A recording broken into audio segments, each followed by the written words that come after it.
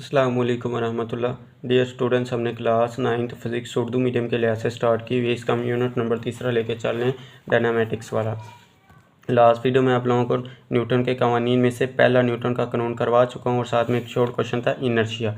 ये टॉपिक मैं आप लोगों को लास्ट वीडियो में करवा चुका हूँ। ये जो हमारे पास न्यूटन का पहला कानून है, ये भी लॉन्ग क्वेश्चन के पॉइंट ऑफ व्यू से इंपॉर्टेंट है, मोस्ट इंपॉर्टेंट। ये आप लोगों ने अच्छी तरह से तैयार करना है। आगे वाला हमारे पास टॉपिक है जी न्यूटन का दूसरा कानून। न्यूटन का दूसरा कानून स्टार्ट करने से पहले एक छोटी सी रिक्वेस्ट है, जिन स्टूडेंट्स ने अभी तक चैनल को सब्सक्राइब नहीं किया वो चैनल को ज़रूर सब्सक्राइब कर लें और वीडियो को लाइक और शेयर कर दें। टॉपिक स्टार्ट करते हैं। हमारे पास है जी न्यूटन का दूसरा कानून हरकत। न्यूटन का पहला कानून हमें ये बताता है कि अगर किसी जिस्म पर कोई फोर्स अमल ना करे तो जिस्म की वेलोसिटी में कोई तब्दीली वाक़या नहीं होती। जैसे हमने ऊपर मिसालों में भी देखा था, हमारे पास कोई जिस्म पर फोर्स ना लगाएं तो हमारे पास क्या होता है, न्यूटन का पहला कानून हमारे पास, अगर वो हमारे पास रेस्ट किया लें तो रेस्ट की हालत में पड़ा रहेगा, वेलोसिटी तब्दील नहीं होती। दूसरा कानून हमारे पास क्या बताता है जी, न्यूटन का दूसरा कानून हमारे पास है, कह रहे हैं न्यूटन के दूसरे कानून किसी जिस्म पर हासिल फोर्स लगने से पैदा होने वाले एक्सेलरेशन से ताल्लुक़ रखता है।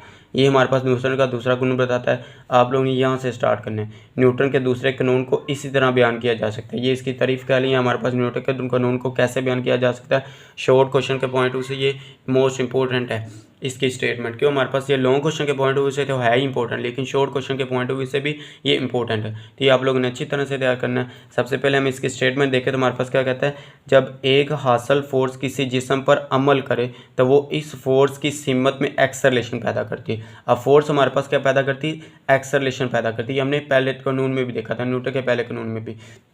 एक्सेलरेशन की अददी कीमत मीन हमारे पास कहता है मैग्नीट्यूड फोर्स की अददी कीमत के रास्त मुतनासब कहते हैं कि डायरेक्टली प्रोपोर्शनल। एक्सेलरेशन के फोर्स वो डायरेक्टली प्रोपोर्शनल, ये देखें ए डायरेक्टली प्रोपोर्शनल है एफ के, तो मीन डायरेक्टली प्रोपोर्शन, रास्त मुतनासब कहते हैं डायरेक्टली प्रोपोर्शन, और जिसम मास के मकूस कहते हैं हमारे पास इन्वर्सली प्रोपोर्शन। ये देखिए इन्वर्सली प्रोपोर्शन है ए, हमारे पास एक्सेलरेशन क्या आ रहा है, इन्वर्सली प्रोपोर्शन 1/m के, तो हमारे पास क्या माकूस मुतनासब होती है। ये स्टेटमेंट याद करनी है। अगर शॉर्ट क्वेश्चन में आता है ये स्टेटमेंट लिखे, उसके बाद हिसाबी शक्ल की हेडिंग देनी है। हेडिंग देने के बाद F=m में लिखते हैं। ये शॉर्ट क्वेश्चन है।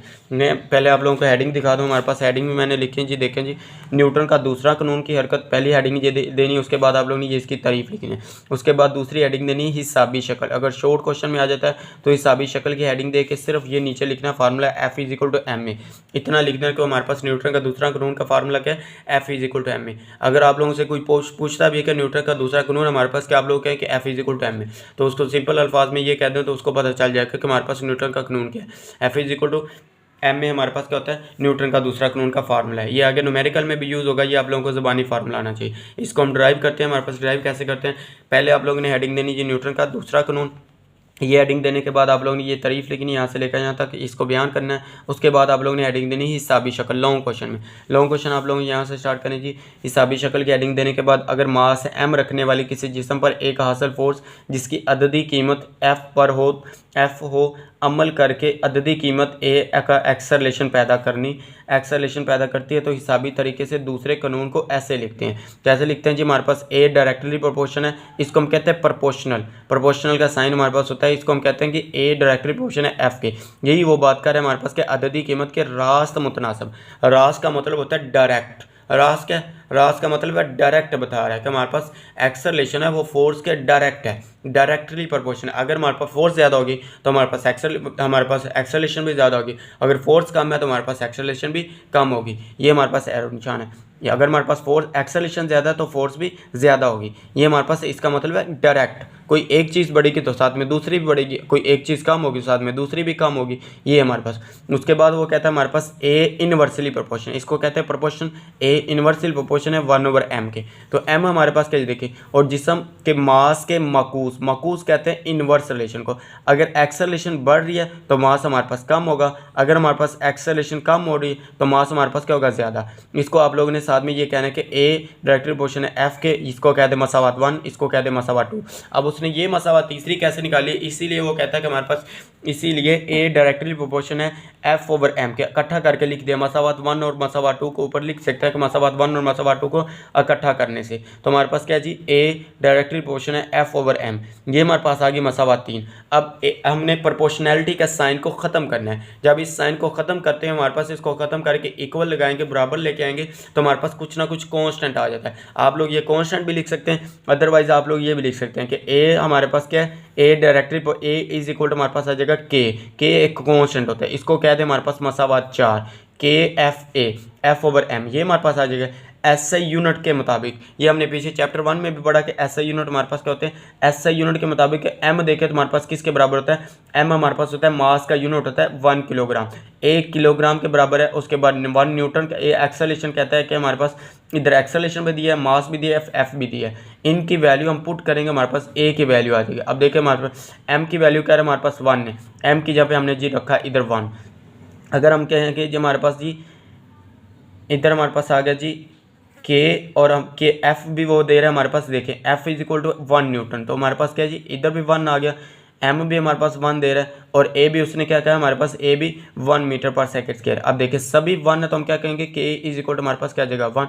तो के की कीमत दे दो, मैंने लिखी हुई, के हमारे पास क्या जाएगा 1। इसीलिए वो कहता है कि एफ को तो कांस्टेंट की कीमत 1 होती है, इसीलिए मदर्ज झैल मसावात को ऐसे लिखा जा सकता है। मसावात को उसने कैसे लिखा जी, ए इज इक्वल टू 1 क्रॉस, ये 1 कैसे आया, कांस्टेंट की कीमत। मैंने आप लोगों को बताया कि कांस्टेंट की कीमत क्या है, 1 cross over 1 multiply F over m. तो ये हमारे पास आ गई मसावात 5। इसी तरह अब मसावात इक्वेशन का नाम दे के लिखेंगे तो चेक करने वाले पे अच्छा इंप्रेशन जाएगा कि बच्चे ने बड़ा नीट एंड क्लीन लिखा हुआ है स्टूडेंट्स ने, तो आप लोगों को अच्छे से अच्छे नंबर देगा। तो ये हमारे पास आ गया। अब हमने निकालना क्या, हमने तो निकालनी है फोर्स, तो ये मल्टीप्लाई होगा तो हमारे पास 1 से होगा, तो हमारे पास क्या आ जाएगा, एफ ओवर एम भी हमारे पास आ जाएगा। ए इज इक्वल टू हमारे पास आ गया जी एफ ओवर एम। तो हमने एम एफ निकालना है, तो ये एम इधर डिवाइड हो रहा है, इधर तकसीम हो रहा है, इधर आके क्या हो जाएगा ज़रूर, तो हमारे पास आ जाएगा m a is equal to f. F हमने निकाली, इसको तरतीब के साथ इसने लिखा जी f is equal to m a. ये हमारे पास आ गई मसावात 6, इसको कह दें मसावात 6। यहाँ तक हमारे पास आप लोगों ने हिसाबी शक्ल की हेडिंग में ये लिखना है, जो मैंने आप लोगों को हेडिंग बताई है। ये देखिए हिसाबी शक्ल की हेडिंग में सिर्फ दूसरी हेडिंग में आप लोगों ने यहाँ तक लिखना है कि हमारे पास ये मैथमेटिकल फॉर्म यहाँ तक आ गया। उसके बाद हमारे पास है जी, उसके बाद देखिए तो हमारे पास है आप लोगों ने हेडिंग देनी फोर्स की। ये इधर भी मैंने लिखी हुई है कि फोर्स की हेडिंग दे। फोर्स हमारे पास क्या चीज़ पैदा करता है, फोर्स एक्सेलेरेशन पैदा करता है। फोर्स किसी जिस्म के, ये नहीं लिखना आप लोगों ने, फोर्स किसी जिस्म में एक्सेलेरेशन पैदा करती है दूसरे कानून के मुताबिक देखें तो F is equal to m में हमारे पास कहता है की मदद से हम हिसाबी तौर पर ये मालूम कर सकते हैं कि मास m रखने वाली किसी जिस्म पर एक मतलूबा एक्सेलेरेशन पैदा करने के लिए कितनी फोर्स दरकार होगी।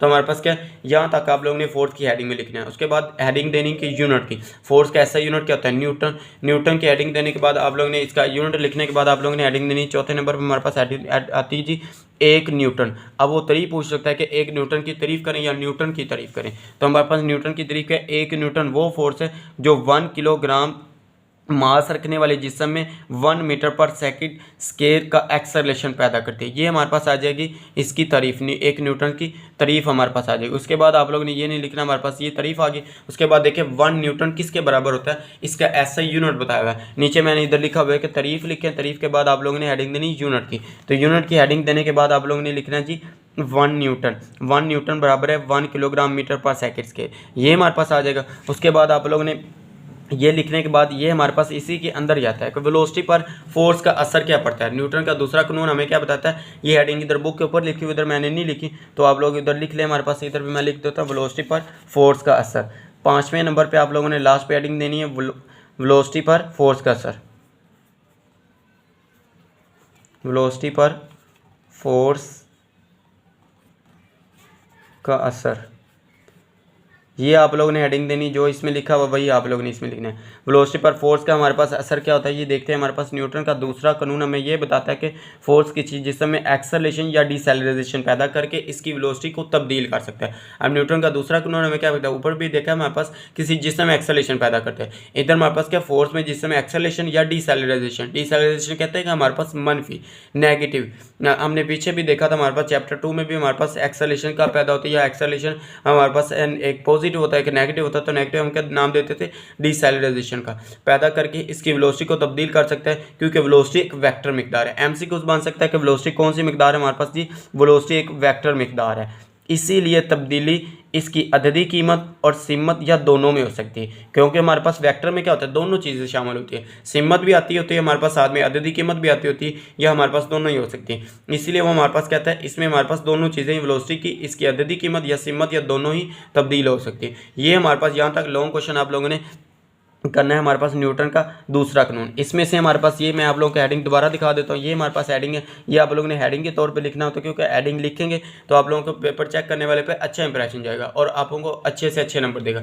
अब मैं आप लोगों को बता देता हूँ इसमें से हमारे पास MCQs कैसे पूछे जा सकते हैं, क्योंकि हमारे पास न्यूटन का दूसरा कानून है, हमारे पास MCQs तो पूछे जाएंगे। 2-3 MCQs कंसेप्चुअल पूछे जा सकते हैं। एक हमारे पास पहला पूछा जा सकता है न्यूटन का दूसरा कानून का फार्मूला क्या है, मैथमेटिकल फॉर्म या हिसाबी शक्ल क्या है। तो आप लोगों ने सिंपल लिखना है कि F = M में, ये हमारे पास MCQs के तौर पे आ सकता है। F = M में पहला MCQs हमारे पास ये बन गया।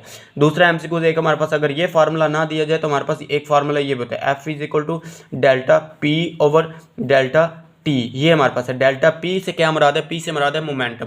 मोमेंटम हमारे पास होता है मास और वेलोसिटी का हासिले ज़रब। तो हम क्या लिखेंगे जी, मास और वेलोसिटी का हासिले ज़रब हम लिखेंगे जी m∆v/ΔT। ये हमारे पास है m मास मल्टीप्लाई हमारे पास क्या है, the mass and product is called, हमारे पास क्या होता है मोमेंटम। मास और वेलोसिटी के हासिले ज़रब को मोमेंटम कहते हैं, ये इसकी तरीब है। ये हम आगे जाके पढ़ेंगे। हमारे पास पहले इसका देखने में हमारे पास ये फार्मूला कैसे आ रहा है, हमारे पास देखें m∆v/ΔT ये किसके बराबर था, ये हमने पढ़ा था पीछे एक्सेलरेशन के। तो इधर हम क्या लिखते हैं जी, एक्सेलरेशन। F = M में वही हमारे पास फार्मूला आ गया, F = M में। अगर MCQs में आप लोगों को ये फार्मूला नज़र नहीं आता तो फिर आप लोगों ने ये फार्मूला, इस फार्मूला पे ये दिया होगा तो फिर आप लोगों ने इसके ऊपर टिक करना है। तो ये हमारे पास करेक्ट ऑप्शन होगा ΔP/ΔT। ये भी फार्मूला हमारे पास न्यूटन का दूसरे कानून का ये, और ये भी हमारे पास न्यूटन का। ज़्यादा हमारे पास बेस्ट यही है कि आप लोग यही याद रखें और यही लिखना है। अगर MCQs में नहीं दिया जाता तो फिर ये दिया हुआ तो फिर ये लगाएं, अगर नहीं दिया तो फिर उनमें से कोई भी नहीं होगा, वो भी ऑप्शन होता है। तो आप लोग इनमें से कोई भी नहीं, या नन ऑफ दीज दिया होता है तो उस पर टिक करें तो हमारे पास ये होता है। उसके बाद दूसरा आप लोगों से MCQs, इन तीनों में से MCQs पूछा जा सकता है। ये मास का यूनिट क्या होता है, किलोग्राम होता है। एक्सेलरेशन का यूनिट क्या होता है, मीटर/सेकंड होता है। फोर्स का यूनिट क्या होता है, न्यूटन होता है। ये MCQs में पूछे जा सकते हैं। उसके बाद हमारे पास पूछा जा सकता है जी 1 न्यूटन का, हमारे पास यूनिट क्या, हमारे पास 1 न्यूटन का हमारे पास ये किसके इक्वल होता है, हमारे पास न्यूटन का ऐसा यूनिट क्या होता है, किलोग्राम मीटर/सेकंड के। ये MCQs के तौर पे अलग से पूछा जा सकता था। ये हमारे पास 4-5 इधर से MCQs बनते हैं, तो ये आप लोगों ने इसको MCQs के तौर पे भी करना है। अगर आप लोग चाहते हैं तो ये लॉन्ग क्वेश्चन में भी लिख सकते हैं। ये जो मैंने फार्मूला ड्राइव किया है इधर से, ये लॉन्ग क्वेश्चन में भी लिख सकते हैं, इसमें कोई मसला नहीं है।